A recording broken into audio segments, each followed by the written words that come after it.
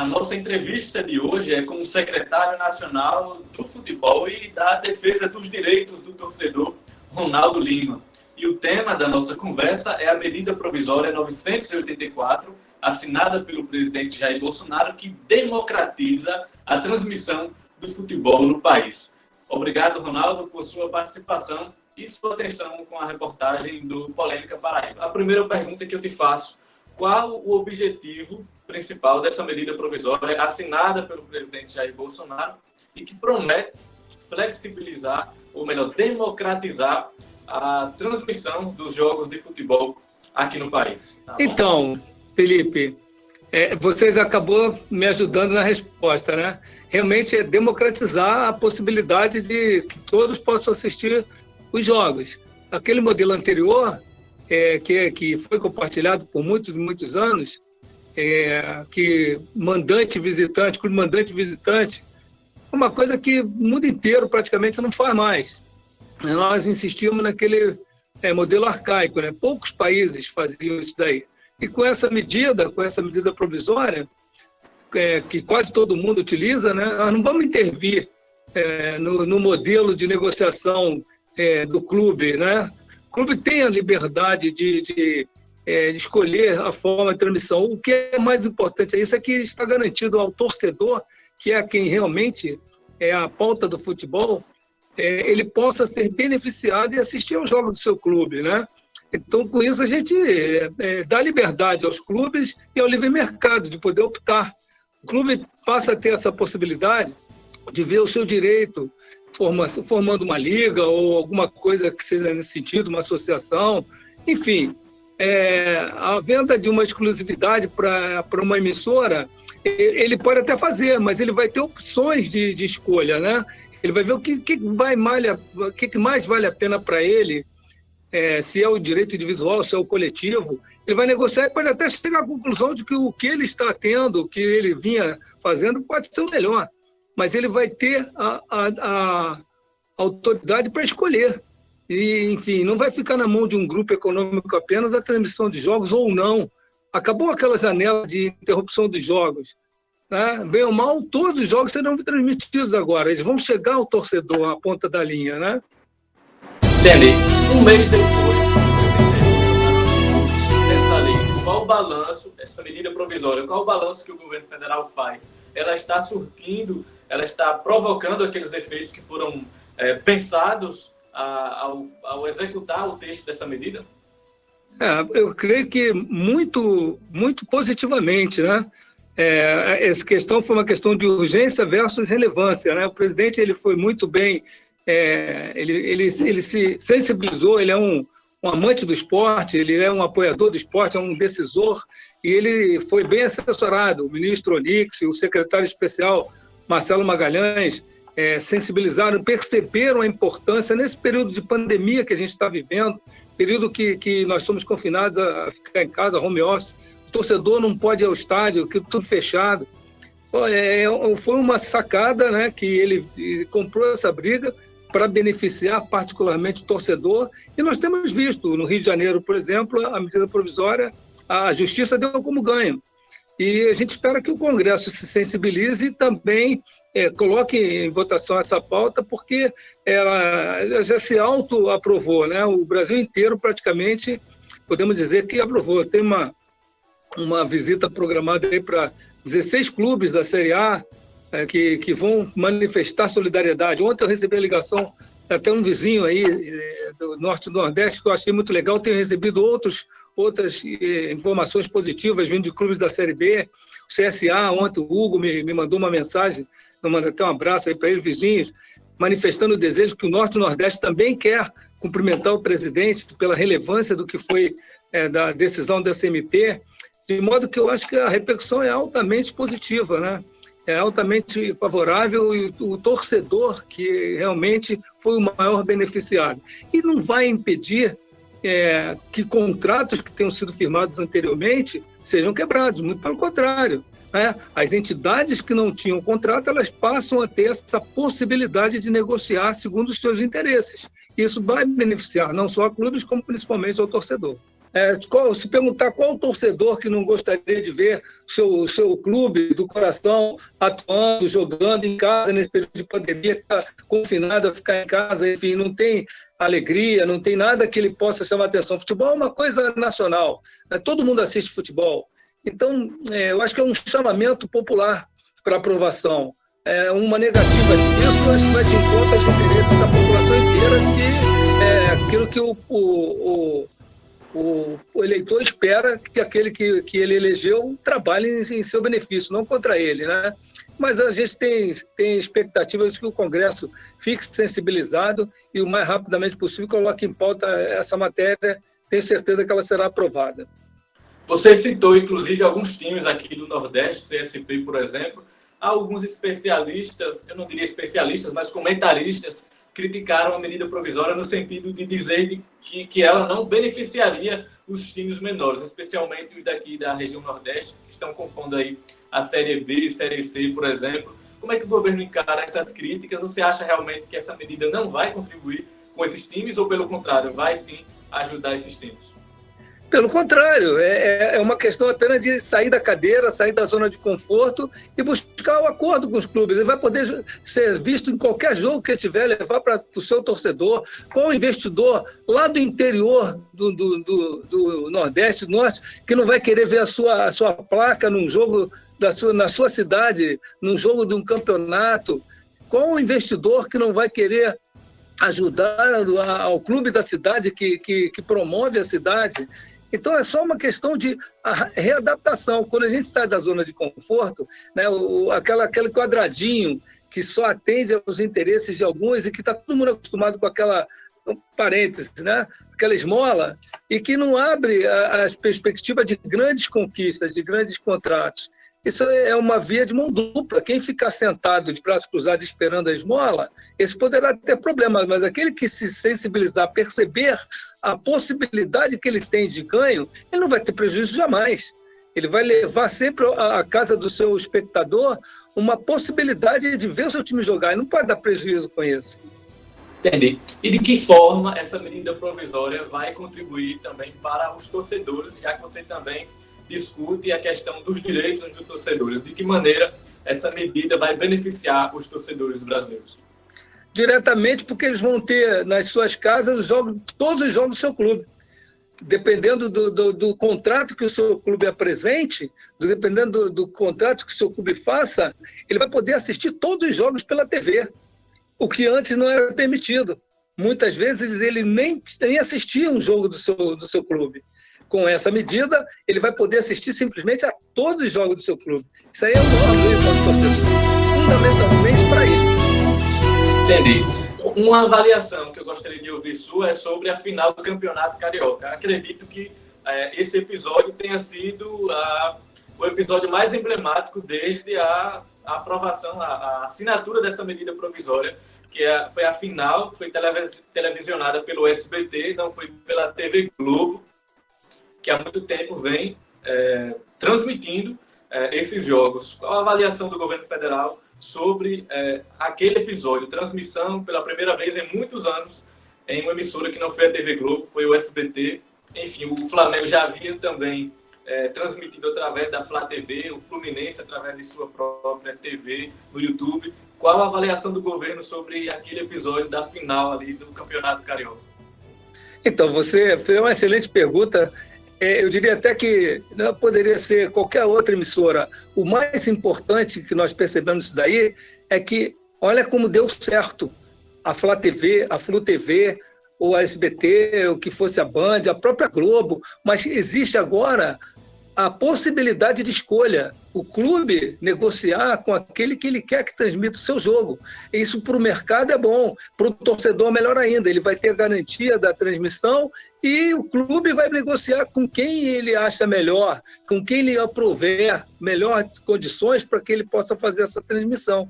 Então ficou assim, marcado, você vê o recorde que foi de pico de audiência da SBT, o pico que deu da Flá TV, da Flu TV, ou seja, abriu-se a possibilidade de que outras possam entrar na concorrência. Isso é democrático. Isso é uma coisa que só veio a beneficiar aquela ponta da linha. Qual é a ponta da linha da transmissão? Somos nós, os assistentes, os torcedores, que estaremos na nossa casa, verificando, vendo e torcendo pelos nossos clubes do coração. É essa que é a grande sacada.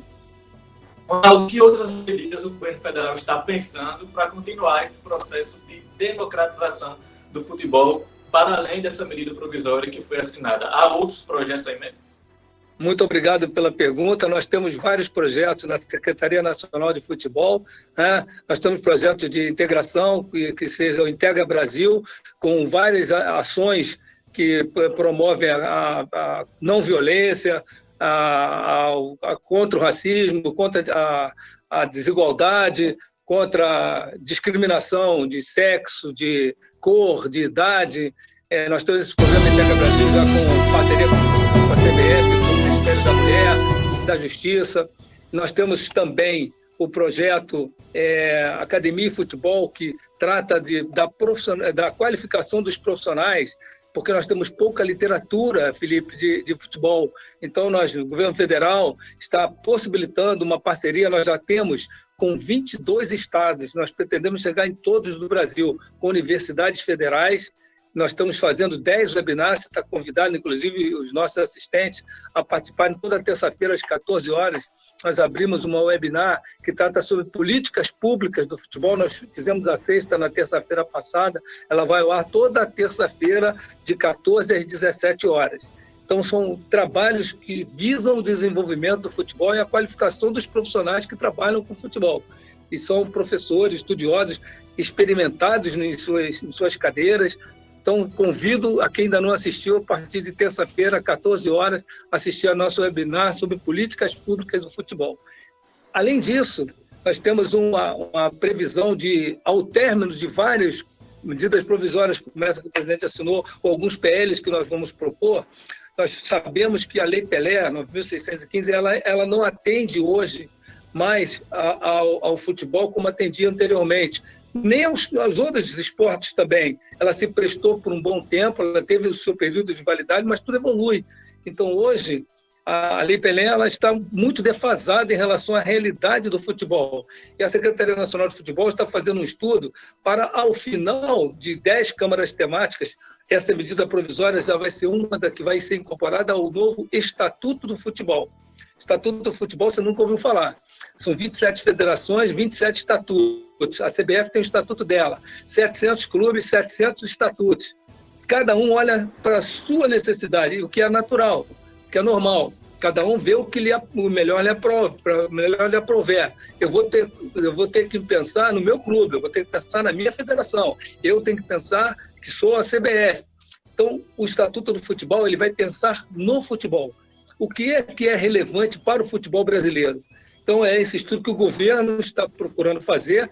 Serão vários PLs que serão propostos e debates que serão feitos com especialistas de notório saber sobre cada cadeira, leis trabalhistas, futebol de base, formação, futebol profissional, calendário, uma série de futebol feminino, uma série de temas que precisam ser atualizados e que a Lei Pelé hoje não contempla.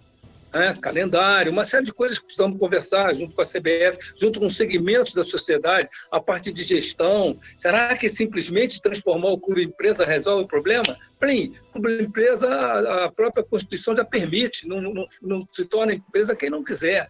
Agora, o que além de ser clube empresa, vai ser preponderante para que um clube ele cresça, ele saia do déficit que ele se encontra e se torne um time produtivo, no azul, digamos assim, é gestão profissional, com qualidade, com profissionais, com compliance. Então, tudo isso é um estudo que nós estamos fazendo na Secretaria Nacional de Futebol e Defesa dos Direitos do Torcedor para apresentar ao futebol brasileiro o seu estatuto. O Estatuto do Futebol, que visa assim, o bem do futebol, não de clube, não de federação isolada, não da própria confederação, que é a mãe do futebol. Evidentemente que a CBF estará conosco nesse trabalho, são coisas que nós vamos propor, nós vamos discutir, não vamos ser, muito pelo contrário, nós vamos ser bastante democráticos, todos os segmentos estarão representados, para nós virmos dos atletas, dos profissionais treinadores, dos gestores, todos os segmentos para que nós possamos juntos pensar na solução para o futebol brasileiro. É o caminho de nós retomarmos a nossa hegemonia já há bastante tempo perdida. Antes de encerrar, eu queria tocar num ponto central sobre o futebol paraibano. Você falou aí de soluções. E aqui na Paraíba, nós temos um probleminha bastante sério, que é o problema da corrupção no futebol. Inclusive com denúncias de manipulação de jogos. Enfim, essa é a principal denúncia, inclusive com reportagens em programas nacionais de televisão. Como que a Secretaria está trabalhando? Existe algum papel da Secretaria no sentido de coibir a corrupção no futebol brasileiro? E como é que você enxerga a corrupção no futebol? O presidente Jair Bolsonaro, que tem uma bandeira anticorrupção na política, como é que o governo pensa essa questão no futebol? Da mesma forma com que o presidente Jair Bolsonaro, nós entendemos que é uma diretriz, inclusive, dele, fazer gestões no sentido que seja reduzido a zero, se não minimizado ao máximo esse problema que já é do futebol há muitos anos. Não é só do futebol. Evidentemente que a corrupção ela se encontra arraigada em vários setores, infelizmente, da sociedade brasileira, né? Aquela coisa de levar vantagem sempre, e às vezes até sobre a própria lei, o que torna o ato ilícito, a gente tem que criar, como que se cria isso? Eu já dei mais ou menos a resposta. Quando se cria indicadores de desempenho, quando se criam processos, esses processos eles limitam as atitudes que burlem a lei. Então, se você tiver um compliance, se você tiver uma governança, se você tiver uma gestão profissional clara e transparente, é muito mais difícil, eu não diria que é impossível, porque é difícil o ser humano não ser corruptível, não ser passível de tentações, mas nós temos que canalizar o máximo para que isso seja diminuído, para que isso seja extirpado do futebol. Nós entendemos até que clubes não podem ser penalizados por má gestão temerária de pessoas. Então, é um modelo que pode ser estudado, pode ser pensado, não estou adiantando soluções nem nada, mas sai o presidente do clube com o seu CPF limpo e o clube com o seu CNPJ completamente prejudicado. Será justo isso daí? Será que o presidente, quando ele assume a presidência do seu clube, ele tem noção da responsabilidade que ele está assumindo, ou simplesmente a vaidade, a paixão pelo clube, sem a responsabilidade da gestão, vai fazer com que ele assuma uma presidência do seu clube simplesmente por uma satisfação do seu ego, ou daquele grupo, ou de promessas de campanha, que muitas vezes elas prejudicam a saúde financeira do clube. Então, esses processos, esses indicadores, essa forma de governança, de compliance, elas por si só vão limitar a atitude de alguns gestores, de alguns presidentes, e nós esperamos que com isso, se não reduzir a zero, mas vai baixar a níveis muito menores do que nós vemos hoje no futebol brasileiro. Muito bom. Ronaldo, para encerrar, eu gostaria que você deixasse uma mensagem para os times da Paraíba e do Nordeste, especialmente também para os torcedores que vivem, digamos assim, um dilema de muitos anos, que não veem, apesar dos esforços, os seus times progredirem, e a partir dessa medida provisória, dos projetos que você acaba de anunciar, resgata-se, portanto, essa esperança de que esses times realmente cresçam profissionalmente, cresçam no futebol brasileiro, a exemplo dos times do Sul, do Rio de Janeiro e São Paulo. E mensagem do governo federal para os clubes e os torcedores da Paraíba e do Nordeste. Bom, é uma mensagem muito direta, muito franca e muito fraterna. Nós estamos de portas abertas na Secretaria Nacional de Futebol, queremos a participação de clubes do Norte e Nordeste para a discussão do Estatuto do Futebol. Vale a pena se transformar através da gestão profissional. Nós temos excelentes gestores aí no Norte e Nordeste, pode ver no Profut, clubes com uma saúde financeira muito melhor do que os daqui do Sul-Sudeste. Isso é que se deve à gestão. A Paraíba, vários clubes do Nordeste, do Norte, eles estão muito bem geridos. Então, vocês estão no caminho certo, no caminho da melhor gestão. Se vê muito menos problema de corrupção do que se imagina.